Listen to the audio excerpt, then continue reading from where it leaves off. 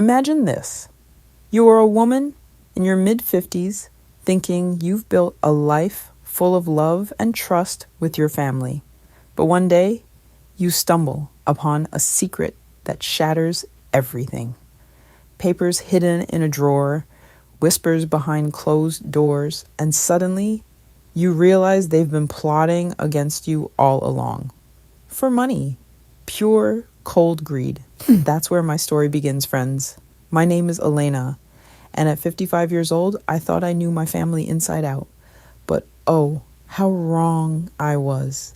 Let me take you back to that fateful afternoon when everything changed. It was a quiet Tuesday in our cozy suburban home. The sun filtered through the lace curtains, casting soft shadows on the family photos lining the walls. I was dusting the shelves, humming an old tune from my youth. My husband Robert passed away 5 years ago from a sudden heart attack, leaving me to manage our modest estate. We'd built it together, a small real estate business with a few rental properties inherited from his parents. Nothing flashy, but it kept the bills paid and let me spoil my 2 grown kids, Sarah and Michael, and even help my sister-in-law Carla when she hit hard times. Sarah, 32, a teacher with a heart of gold, or so I thought. Michael, 28, a salesman with big dreams, and Carla, my confidant since Robert and I married, like a sister to me. We shared holidays, secrets, laughter. But that day, as I reached into the back of Robert's old desk drawer, looking for tax documents, I found something that made my blood run cold. A stack of legal papers, neatly folded, with my name on them. At first, I thought they were old wills or something routine. But as I unfolded them, my hands trembled. The documents, dated just a month ago, outlined a plan to sell our family home and rental properties to a development company. The payout? Over $1 million. But here's the kicker. My signature was forged on every page. Forged. And the beneficiaries weren't me. They were Sarah, Michael, and Carla, my own flesh and blood, my husband's sister, selling the roof over my head for their own gain. I sat on the floor, paper scattered, feeling the world tilt. How could they do this? Why? Questions swirled like a storm. Had I been blind all these years? I remembered little things then. Sarah's sudden interest in property values, Michael's evasive answers about his debts, Carla's hints about needing money for her retirement fund. It clicked. They thought I was too old, too forgetful to notice. But I wasn't. Far from it. As shock turned to anger, a fire ignited in my chest. Betrayal like this doesn't just hurt, it burns. I knew I couldn't let them get away with it, but I had to play it smart, keep my cool. They had no idea this 55-year-old widow was about to turn the tables in a way that would leave them stunned. That evening, the front door opened. Sarah and Michael were coming for our weekly dinner. I shoved the papers back, heart pounding. I had to act normal, pretend I knew nothing. But inside, the suspense was killing me. What would I say? How would I uncover more? The night ahead would test every ounce of my strength. And friends, that's just the start of how my family sold me out for money and how my clever payback changed everything. Let's rewind to understand how we got here. Family isn't just blood. It's the bonds we weave over years of shared joys and sorrows. Or so I believed until that day. Robert and I had a simple life full of warmth. We met in our 20s, built our home brick by brick, raised our kids with love. When he passed, I leaned on Sarah, Michael, and Carla like never before. They were my rock. But looking back, there were cracks in that foundation. Subtle signs I ignored. Because, well, Who wants to doubt their own family? Robert and I were careful with money. Our rental properties came from his parents, and we added a few more over time. After his death, I managed it all alone, ensuring the income supported us. Sarah had her teaching job, but often complained about low pay. Mom, if we sold one property, I could buy a house. She'd sigh. I brushed it off as wishful thinking. Michael chased get-rich-quick schemes, borrowing money from me for investments that never panned out. And Carla, widowed herself, lived nearby. We helped each other. But lately, she'd pushed to consolidate our assets. Elena, at our age, it's smarter to cash in, she'd whisper over coffee. I recall one family dinner 6 months before my discovery. We laughed about old times around the table. Sarah brought up rising property values. Developers are offering fortunes, Mom. Imagine what we could do. Michael nodded eagerly. Yeah, travel, invest, live a little. Carla added, it's what Robert would want for us to be secure. I smiled, feeling family unity.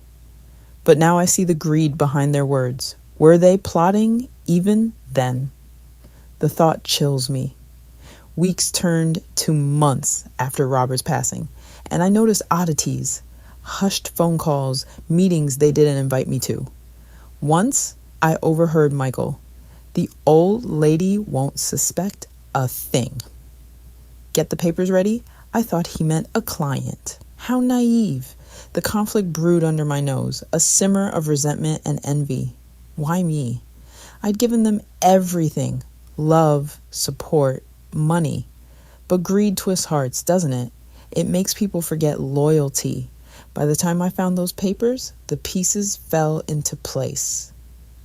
That dinner, I watched them closely. Sarah served pasta with her usual smile, but her eyes darted away when I asked about her day. Michael fidgeted, checking his phone. Carla talked nonstop, about nothing, filling the silence. I played along, laughing, but my mind raced. What was their endgame? Sell everything, pocket the cash, leave me with nothing?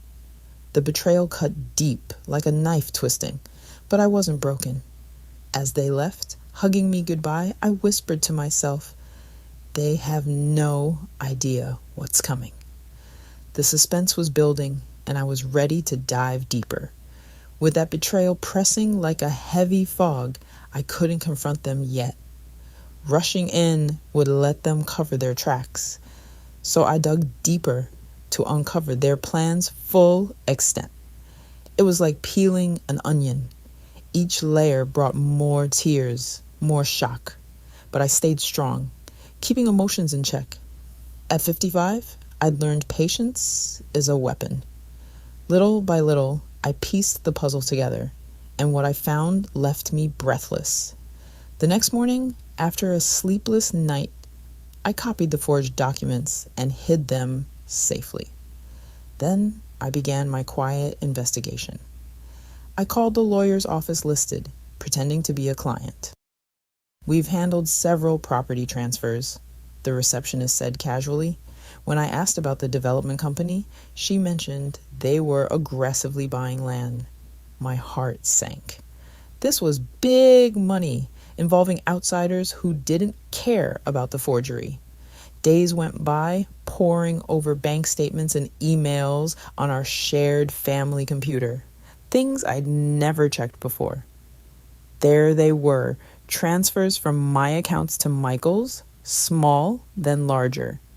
Emails between Sarah and Carla about the plan and how to convince Mom it's for the best. One from Carla to Sarah read, she's getting older. She'll thank us when she's in a retirement home. A retirement home? They were planning to ship me off.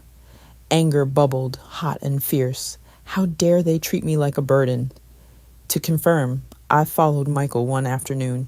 He met a man in a suit at a coffee shop. The development company rep, I learned later. They shook hands, laughing like friends. I hid in my car. gripping the wheel, knuckles white. What were they saying? Was the deal done? The suspense was unbearable, each clue adding to the storm inside. As the conflict grew, sadness crashed over me. These were the people I'd raised, loved, sacrificed for.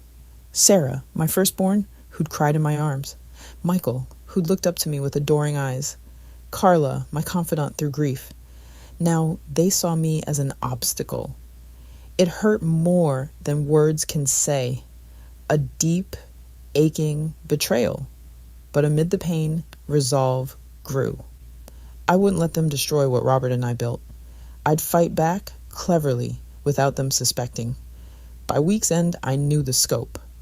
Forge my consent, sell everything, split the profits, leave me with a pittance.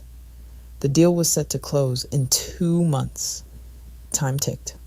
Sitting alone that night, staring at family photos, I whispered, "You think you've won, but the real game starts now."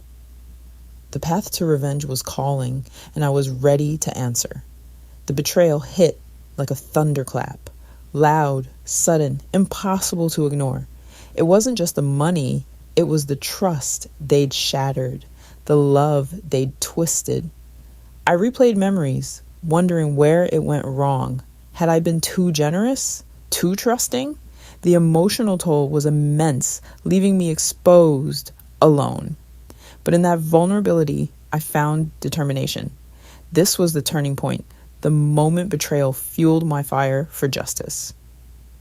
One evening, I invited Carla for tea, acting like nothing was wrong.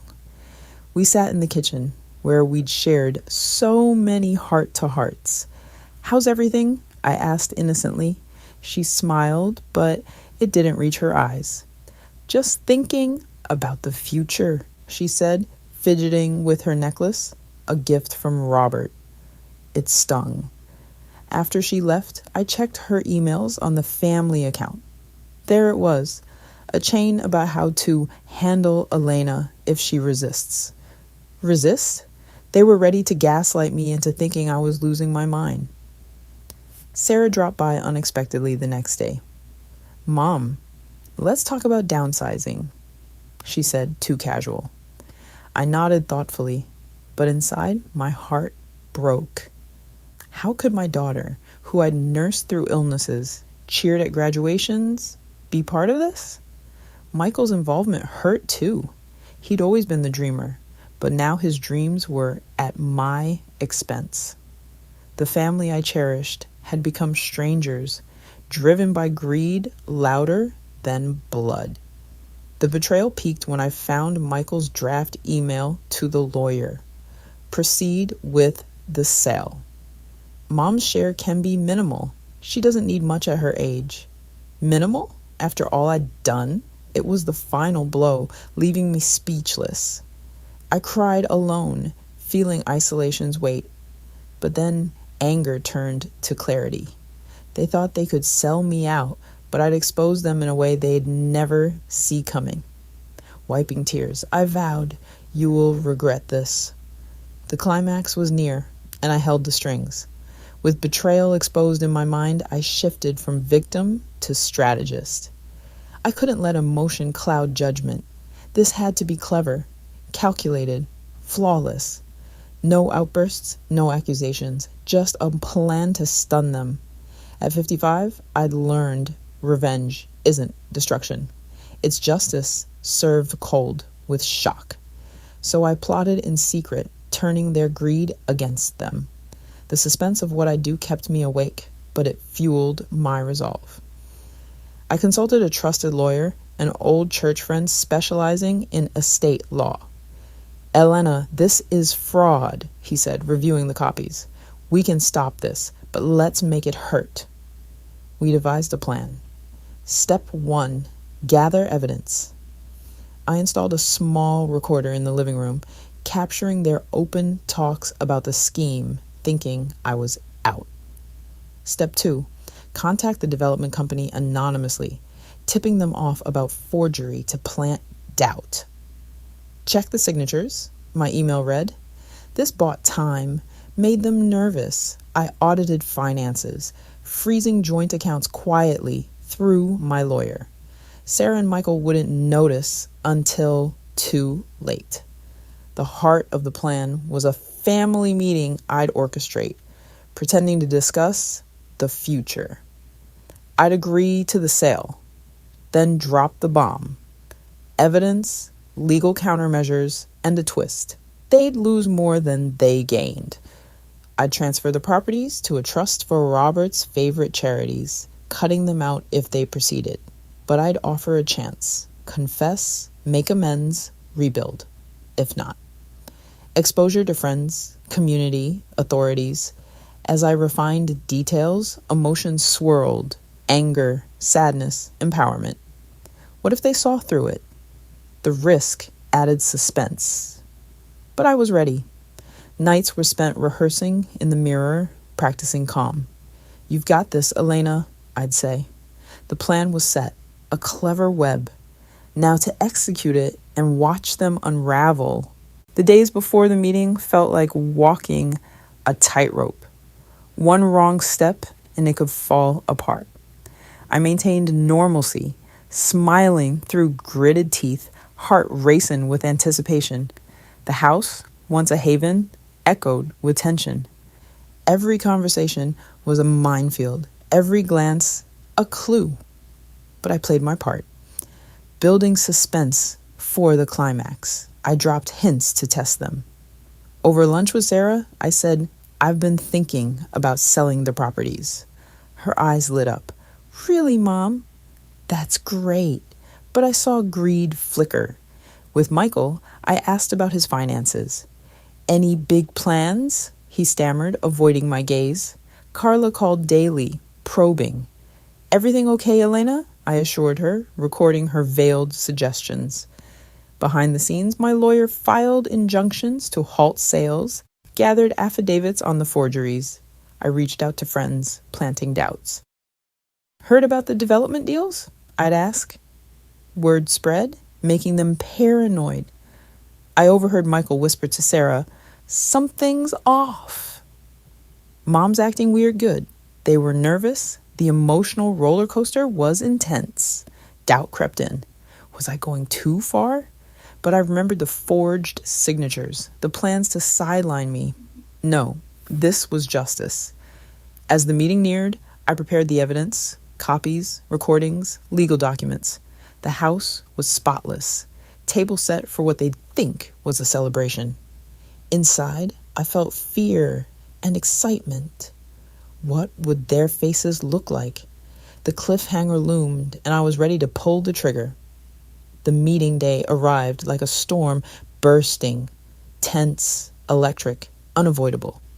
I'd invited them for a family discussion about our future. They showed up eager, thinking I'd cave. Sarah with her hopeful smile, Michael with his charm, Carla with her knowing nod. We sat at the dining table, coffee steaming, air thick with expectations. They had no idea this was the climax, where my payback would stun them. I started slow, building suspense. "I've been thinking about the properties," I said calmly. Their faces brightened. "And I agree. It's time for changes." Cheers erupted, hugs exchanged. Then I pulled out the envelope. "Before we proceed, let's review some documents." I slid the forged papers across. Confusion flickered. "What's this?" Carla asked, voice wavering. "This," I replied, voice steady despite my pounding heart, "is proof of your betrayal." I played the recordings, their voices discussing the forgery, the splits, joking about my retirement. Silence fell like a hammer. Sarah's face drained. "Mom, we thought..." Michael stammered. "It's not what it looks like." Carla tried, "This is a misunderstanding." But I wasn't done. I revealed the lawyer's findings, frozen accounts, the tip to the developers. "You've been selling me out, forging my name, planning to leave me with nothing." Tears welled, but I held firm. Why? After everything? The shock hit hard. Sarah sobbed. Michael hung his head. Carla looked defeated. I had exposed their greed, turned their plan inside out. Justice felt bittersweet, but oh, so satisfying. They were speechless, stunned by the twist they never saw coming. The dust settled slowly, like after a fierce storm. They sat, stunned, as I laid out consequences. No more schemes. The deal was off. Property secured in a trust. But I offered mercy. Counseling, amends, a chance to rebuild. It wasn't easy. Emotions ran high. Sarah confessed debts drove her. Michael admitted envy. Carla, tearful, begged forgiveness. We talked for hours, raw and honest. Weeks later, changes came. They repaid what they'd taken, distanced from bad influences. The betrayal scar remained, but healing began. I felt relief. No more suspense, just peace.